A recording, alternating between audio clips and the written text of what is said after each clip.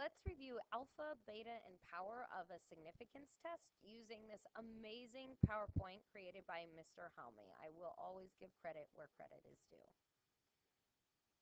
Okay, so let's look at an imaginary hypothesis test. Let's just assume that the null hypothesis is p equals 0.3, that's the claim, and that we believe that p is actually greater than 0.3. That's our alternate hypothesis. So let's look at that distribution.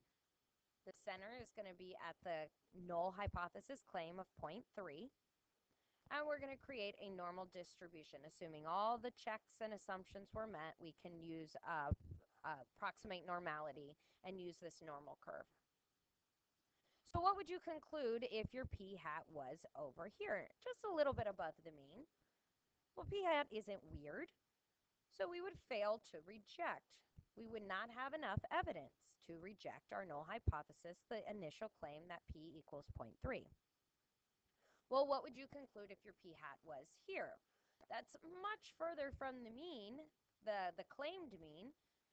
P hat is weird, so we reject. Now, what decides where we reject and where we fail to reject? Where is that line? That line is determined by our critical value z star, which we find once we establish what our significance level is. So how much of the normal model represents rejection? If we reject to the right of z star, again, it's going to be to the right of z star because our alternate hypothesis is p is greater than 0.3, then we reject in whatever our alpha level is. So if it was 5%, our rejection area would also be 5%. So now, hypothetically, let's say the null hypothesis is true. We have to use words like hypothetically here because we don't know parameter values. But let's assume that the claim of 0.3 is true. So what would you conclude if your p hat was over here to the right of the critical value? We would conclude p hat is weird, so we would reject. Oops. If the null is in fact true and we reject, we just created an error. What type of error? A type 1 error. If the null hypothesis is true, what is the probability of making a type 1 error? Well, the probability of making a type 1 error is any in the area of our rejection zone. Well, what was our rejection zone again? That was our alpha level. Remember that we choose the alpha level. If we want to be cautious, alpha level would be small.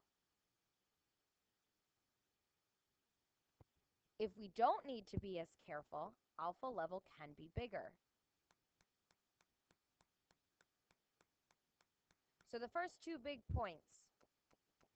Alpha represents the probability of making a type 1 error, and the statistician weighs the consequences of a type 1 error and chooses an alpha level accordingly.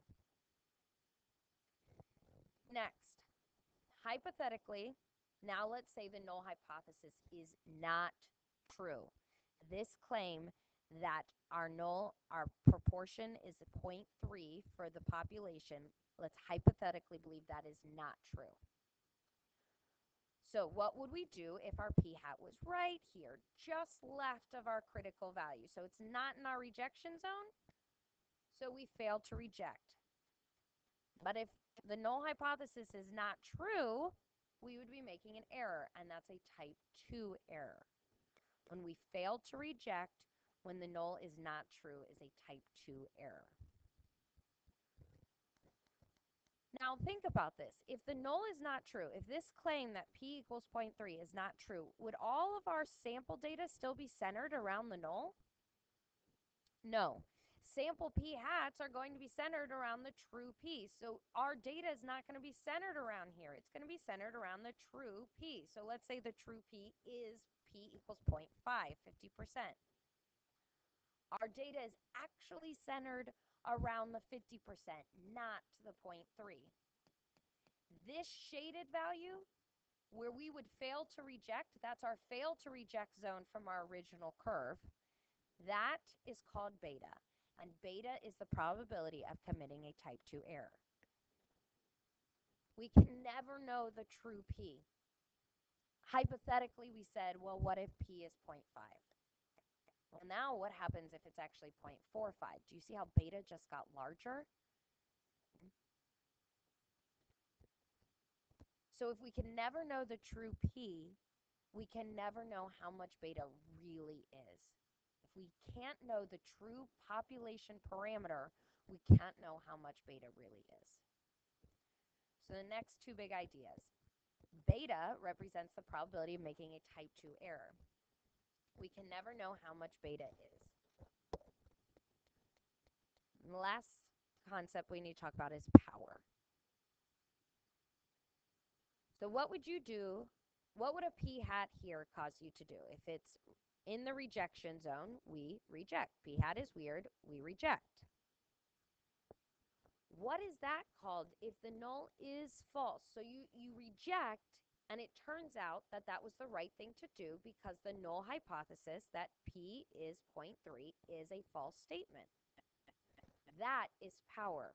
When you reject, and that was the right thing to do. You didn't make an error. You rejected, and in fact, the true p is not 0.3.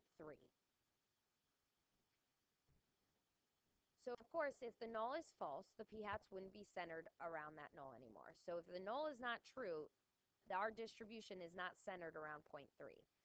So let's say the true p is 0.45. The shaded part that you see to the right of the critical value line, that is power.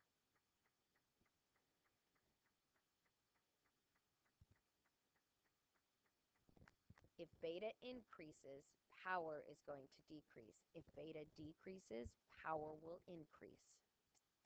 So last big idea, power is equal to 1 minus beta.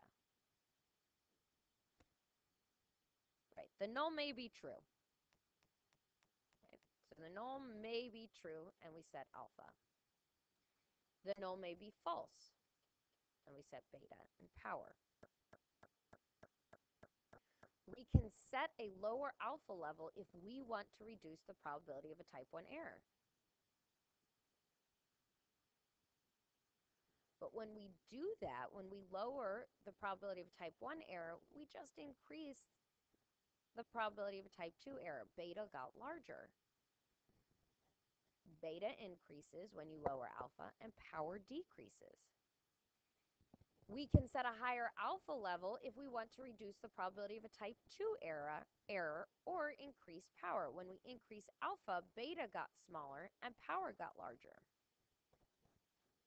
But now, when we increase alpha, our type 1 error increases. So more big ideas. The goal is to have alpha as small as possible.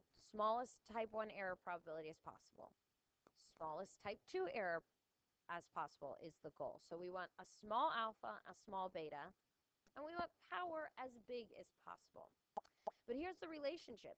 If alpha increases, that's a bad thing, but beta will decrease. That's a good thing. If beta decreases, the power increases.